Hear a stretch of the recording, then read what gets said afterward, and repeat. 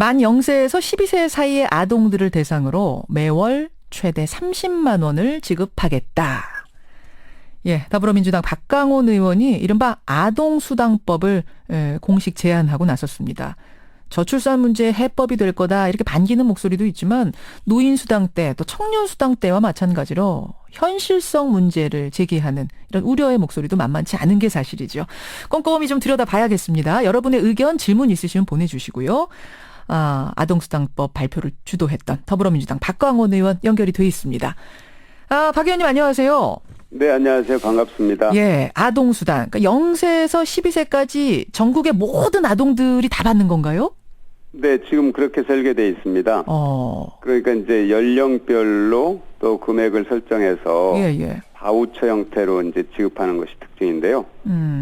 보면은 만 2살까지는 10만 원, 만 5살까지는 20만 원, 만 12살까지는 30만 원 이렇게 현재 설정을 했습니다. 바우처 형태로. 그럼 바우처로 받아서 어디다 쓰는 거죠?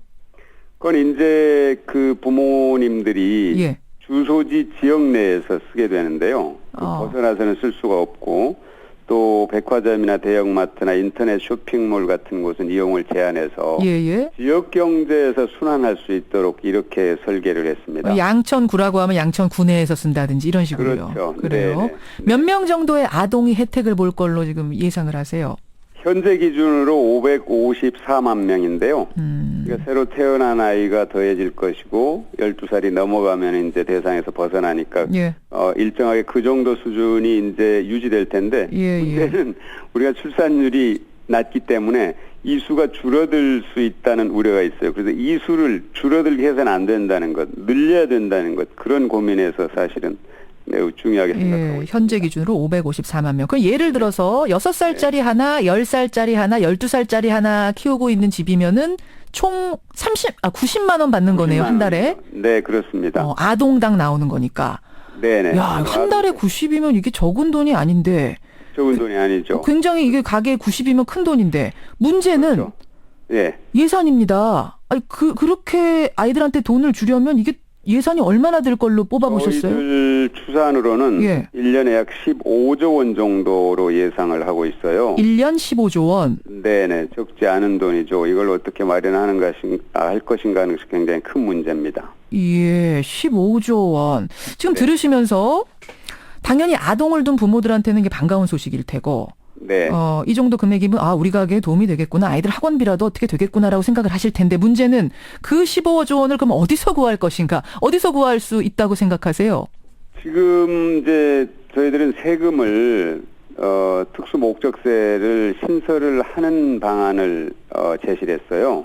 그러니까 과거에 우리가 역사를 보면은 방위세, 또 교육을 위해서 교육세, 또 환경세, 농어촌 특별세 이런 특수 목적세를 저희들이 만들어서 재원을 충당한 그런 사례가 있고 그것이 일정 부분 효과를 거뒀다는 이제 평가를 받고 있는데요. 저희들은 지금 생각하기는 모든 국민에게 부과하는 것보다는 저희들이 이 사회통합세라고 이름을 부르려고 하는데요. 여력이 있는 초고소득자의 어떤 불로소득 부분 그리고 능력 있는 법인들에게 사회적 역할을 요청하는 그런 의미입니다. 그러니까 예를 들면 연간 2천만 원을 초과하는 이자소득과 배당소득 이러면 만일 이자소득자라면 약 15억 원 이상을 은행에 예치하고 있는 사람입니다. 그리고 과표 200억 원을 초과하는 법인 그리고 상속세와 증여세 또 개별 소비세 가운데 사치 품목에 대해서 일정 비율만큼 아동수당세를 사회통합세라는 이름으로 부과를 하자. 그렇게 되면 약 연 9조 원 정도 재원을 마련할 수 있을 것으로 추계됩니다. 9조 원. 거기다 나머지 6조 원은 원래 있는 예산 중에서 그 정도는 충당해도 되겠다 이렇게 계산하신 거예요. 그렇죠. 지금 그러셨어요. 통장에 15억 원 정도 들고 있는 사람들한테 세금 걷고 상속세, 증여세를 조금 높이고 개별 소비세 중에 사치 품목에 대해서 세금을 더 걷는 방식. 세금을 더 내야 되는 쪽에서 일단 반발이 클 것 같아. 이렇게 되면.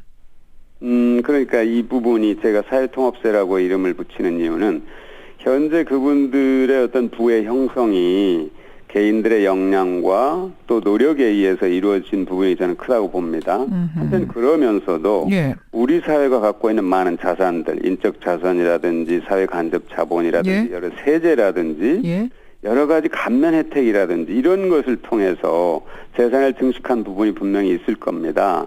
이제는 그런 부분들을 사회에 좀 더 우리 사회가 건강성을 회복하고 우리나라가 지속 가능할 수 있도록 하는데 기여하는 그 정도는 기여해야 된다. 요청한다는 거죠. 예, 사회에 부를 가진 사람들이 그 정도는 기여해야 된다. 공적으로 네. 그 말씀. 근데 9조 원은 네. 그렇게 된다고 치더라도 그분들 설득한다고 치더라도 6조 원은 지금 이제 국가 예산 중에 나가야 하는데 네. 청취자 7730님 외에 여러분이 이런 질문 주셨어요. 네. 진작에 좀 하시죠. 저희 집은 초등학생이 없어요. 근데 우리는 혜택을 전혀 못 보면서 이렇게 우리 세금에서 퍼주는 것 저는 좀 용납하기가 어렵습니다. 네. 특히 지금 미혼 남녀들 문자 주시고요. 아이 네. 다 키운 부모들 입장에서는 네. 이거 이렇게 나가는 게 좀 헛돈 나가는 것 같은 느낌이 든다라는 문자를 솔직하게 주고 계시는데 뭐라고 답하시겠습니까? 뭐 그런 의견을 주실 수 있는데요. 이 문제는 2, 3년 앞을 내다본 문제가 아니고요. 적어도 30년 또 50년, 100년 뒤의 문제를 걱정하면서 만든 문제입니다. 예, 예. 당장은 내가 그것으로부터 혜택을 받을 대상이 아니라고 여길지 모르시겠지만 그런 미혼 남녀들이 결혼해서 아이를 낳을 수 있는 환경을 만들어주자는 것이고요. 또 아이를 다 키운 분들도 그 아이가 또 결혼을 해서 예. 아이를 낳아야 되고 결혼해야 될 상황이 있을 것 아닙니까? 예, 예. 그때까지를 대비해서 저희들이 만든 이 제안이기 때문에 저는 이 문제를 아주 단견으로 볼 건 아니라고 생각합니다. 그런 분들의 이 반론은 제가 충분히 이해를 하지만 예. 그분들도 언젠가는 대상이 된다는 것을 생각하고 또 하나는 이 나라가 사회가 제대로 유지되기 위해서 충분히 공감할 수 있는 부분이 있다고 생각합니다. 그렇게 보세요. 지금 청취자 9933님은 저는 나이 70이지만 진짜로 아동수당이 현실화된다면 아이를 더 낳고 싶어요. 이렇게 응원하는 분도 계시긴 합니다만 또 네. 어떤 분께서는 네. 도움이 될 것 같긴 합니다. 1748님 도움이 될 것 같긴 하지만 그것 때문에 아이를 하나 더 낳을 사람이 정말 있을 것이냐? 정말 맞습니다. 출산율 제고에 도움이 되는 현실적인 대안이라고 생각하십니까? 이런 질문이요. 맞습니다. 그러니까 이것 하나만으로 저희들이 출산율을 높일 수는 없죠. 저희들이 이제 생각하는 건 초과이익 공유라든지 예. 일자리 창출이라든지 또 제가 아주 중점적으로 제안해왔던 국민연금 공공투자를 통한 임대주택 확충, 국공립 어린이집 확충, 최저임금 인상, 또 육아휴직급여 인상, 총체적으로 사회경제 정책이 한꺼번에 작동해야 저는 우리가 아이 울음소리를 들을 수 있죠, 주변에서. 그렇지 않고 이건 하나만 갖고 되겠느냐. 그건 분명하게 맞는 말씀입니다. 그래서 예. 우리들이 할 수 있는 모든 방안을 지금은 동원할 때라는 거죠. 그러니까 이것만으로가 아니라 이것도 해야 된다 이런 말씀. 맞습니다. 예, 지금 네. 8487님 아이를 안 가지는 이유 중 하나가 엄마가 직장 생활하는데 아이 맡길 데가 없다는 겁니다. 그런 네. 시설을 좀 늘려주고 편하게 일할 수 있도록 하는 시스템을 갖춰야 됩니다.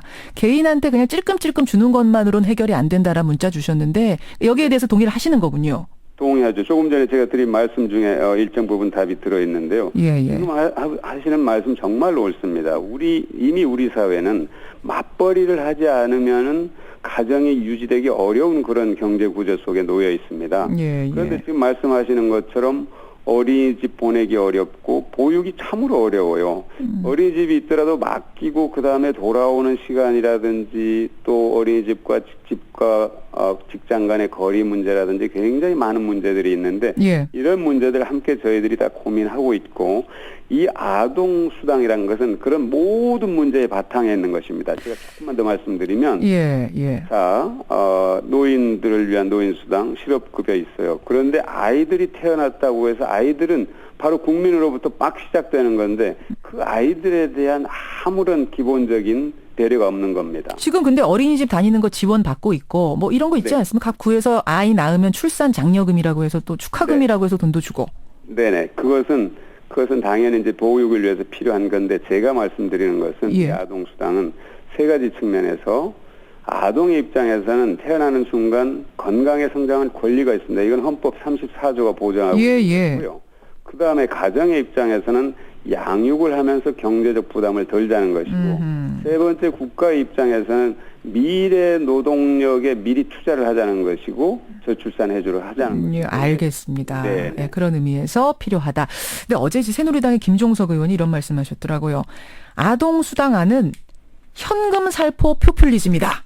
결국은 이제 청년수당 때도 그랬고 뭐 노인수당 때도 그랬습니다만 포퓰리즘 정책 아니냐, 특히 선거 앞두고 이런 이야기 나옵니다. 어떻게 답하시겠어요? 만일 이것을 포퓰리즘이라고 한다면 아무것도 할 게 없을 겁니다. 자, 우리가 지금 우물속으로, 깊은 물속으로 점점 빠져들고 있어요. 깊은 물속으로.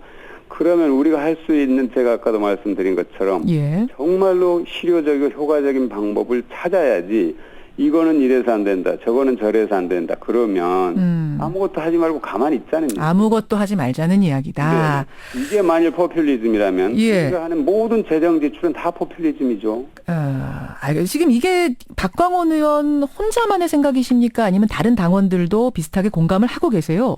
이 문제는 이미 10년 전에 노무현 대통령 시절에 저출산 대책, 고령화 대책 회의에서 나왔던 얘기입니다. 그런데 그때 이제 보육 지원 문제와 겹쳐서 동시에 도입하기 어려웠기 때문에 그때 잠시 보류했던 건데요. 지금 새누리당 내에서도 얘기가 나오고요. 국회 저출산 고령화 특위에서 서상목 장관과 서울대 이봉주 교수가 주장을 했고요. 국민의당에서도 얘기를 하고 있고, 또 우리 당에서 이미 양승조 의원님도 법안을 내놨고요. 알겠습니다. 모든 분들이 동의하고 있습니다. 그렇다면은 이게 이제 문재인 캠프의 주요 공약, 왜냐하면 제가 왜 이 질문 드리냐면 박광온 의원께서 문재인 전 대표 굉장히 가까우시잖아요. 최측근이시고. 대선에서 이 공약으로 내세울 생각도 있으세요? 저희들은 당의 의견을 좀 더 이렇게 수렴하고 가다듬어서 중요한 정책으로, 공약으로 제시할 그런 생각을 갖고 있습니다. 가지고 계시군요. 알겠습니다. 아직은 아닌 상태이기 때문에 오늘은 이제 박광온 의원의 입장을 충분히 들었고, 이야기가 좀 구체화되면 뭐 찬반 토론도 한번 열어보고 그렇게 하도록 하죠. 네, 고맙습니다. 여기까지 말씀 듣겠습니다. 고맙습니다. 감사합니다. 더불어민주당 박광온 의원이었습니다.